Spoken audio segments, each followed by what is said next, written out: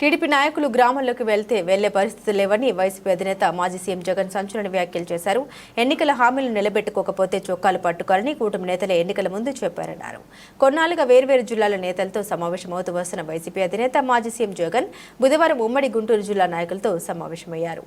ఎన్నికల ముందు ఎన్నో హామీలు ఇచ్చిన చంద్రబాబు ఇప్పుడు వాటిని పూర్తిగా పక్కన పెట్టేశారని జగన్ ఆరోపించారు. బాబు షూరిటీ భవిష్యత్తుకు గ్యారంటీ కాస్త బాబు షూరిటీ మోసం గ్యారంటీ అయిందన్నారు. ప్రజలు కూటమి నేతల కాలర్ పట్టుకునే పరిస్థితి వచ్చిందన్నారు. రాష్ట్రంలో స్కామ్లు తప్ప ఏమి జరగడం లేదన్నారు. వైఎస్ జగన్ యథేచ్ఛగా ఇసుక స్కామ్, లిక్కర్ స్కామ్లకు పాల్పడుతున్నారని విమర్శించారు. వైసీపీ నేతలను తీవ్రవాదులపై పెట్టే కేసులను వేధించి జైలులో పెట్టారని మండిపడ్డారు. చట్టవిరుద్ధంగా అన్యాయాలు చేసే వారెవ్వరిని తాము వదిలిపెట్టబోమని హెచ్చరించారు. తప్పు చేసిన వారిని చట్టం ముందు నిలబెడతామన్నారు. జగన్ 1.0 ప్రభుత్వంలో ప్రజలకిచ్చిన హామీలను అమలు చేయడంపైనే ఫోకస్ చేశామన్నారు. తమ కంటే ఎక్కువ హామీలు ఇచ్చి అధికారంలోకి వచ్చిన బాబు మేనిఫెస్టోను చెత్తబుట్టలోకి విసిరేశారని జగన్ మండిపడ్డారు. జగన్ 2.0లో ప్రతి కార్యకర్తకు తోడుగా ఉంటామన్నారు. వాళ్ళకు అన్ని విధాలుగా తోడుగా ఉంటామని భరోసా ఇచ్చారు.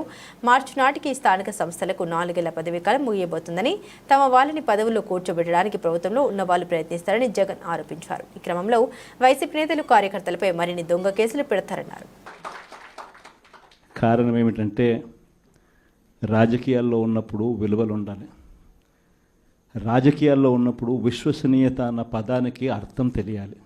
ఈ జగన్, మీ జగన్ మరో 30 సంవత్సరాలు రాజకీయాల్లోనే ఉంటాడు. ఈరోజు తెలుగుదేశం పార్టీ కార్యకర్తలు, తెలుగుదేశం పార్టీ నాయకులు ఏ ఒక్కరూ కూడా ఏ ఇంటికి వెళ్ళే పరిస్థితి లేదు. వీళ్ళు గన ఇళ్ళకు పోవడం మొదలు పెడితే, వీళ్ళు గన ప్రజల్లో తిరగడం మొదలు పెడితే ఏమవుతుంది? ఆ ఇంట్లో నుంచి ఆ చిన్నపిల్లలు మొదలు పెడతారు. ఏమంటారు? నా 15,000 ఏమైంది, నా 15,000 ఏమైంది, నా 15,000 ఏమైందని. ఆ ఇంటికి వెళ్ళినప్పుడు ఆ ఇంట్లో ఆ చిన్నపిల్లల తల్లులు, ఆ పిన్నమ్మలు అడుగుతారు. ఏమని? నా 18,000 ఏమైంది, నా 18,000 ఏమైంది, నా 18,000 ఏమైందని. ఆ ఇళ్ళకు పోతే ఆ అమ్మలు, ఆ పిన్నమ్మల అత్తలు, వాళ్ళ అమ్మలు వాళ్ళేమడుగుతారు? మాకు 50 ఏళ్ళ వయసు వచ్చింది, మాకు 50 ఏళ్ళ వయసు వస్తూనే మీరేమన్నారు? మా 48,000 ఏమైంది, మా 48,000 ఏమైంది, మా 48,000 ఏమైంది అని అడుగుతారు. ఆ ఇళ్ళకు పోయినప్పుడు ఆ రైతులు ఏమడుగుతారు? మా 20,000 ఏమైంది, మా 20,000 ఏమైంది, మా 20,000 ఏమైంది అని అడుగుతారు. ఆ ఇళ్ళల్లో నుంచి ఆ 20 ఏళ్ళ పిల్లాడు, ఆ పిల్లాడు ఉద్యోగం వెతుకుతా ఉన్న 20 ఏళ్ళ పిల్లాడు ఏమంటాడు? నా 36,000 ఏమైంది, నా 36,000 ఏమైంది, నా 36,000 ఏమైంది అని.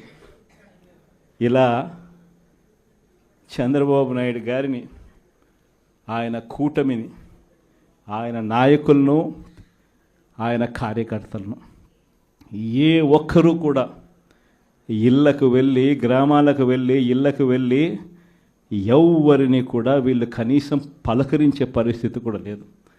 పలకరిస్తే వీళ్ళే అన్నారు, మేము సూపర్ 6 ఇవ్వలేకపోతే, సూపర్ 7 ఇవ్వలేకపోతే ఏమన్నారు? కాలరు పట్టుకోమని మీరే అడిగారు కదయ్యా, మీరే చెప్పారు కదయ్యా. చెప్పడమే కాకుండా బాండ్లు కూడా ఇచ్చారు. ఇదిగో బాండు, రాసుకో బాండు, ఇదిగో మీ దగ్గర పెట్టుకోండి అని బాండ్లు కూడా ఇచ్చినారు. బాబు షూరిటీ భవిష్యత్ గ్యారంటీ అని కూడా బాండ్ ఇచ్చినారు. మరి ఈరోజు ఏంది? బాబు షూరిటీ మోసం గ్యారంటీ అని చెప్పి రుజువైంది అని ఈరోజు కాలర్ పట్టుకునే పరిస్థితిలోకి ప్రజలు ఇప్పుడే ప్రశ్నించడం మొదలుపెట్టారు. ఈ ప్రశ్నించే పరిస్థితి నుంచి ఇక నెక్స్ట్ కాలర్ పట్టుకునే పరిస్థితిలోకి పోవడం అన్నది ఇక త్వరలోనే జరగబోయే కార్యక్రమం.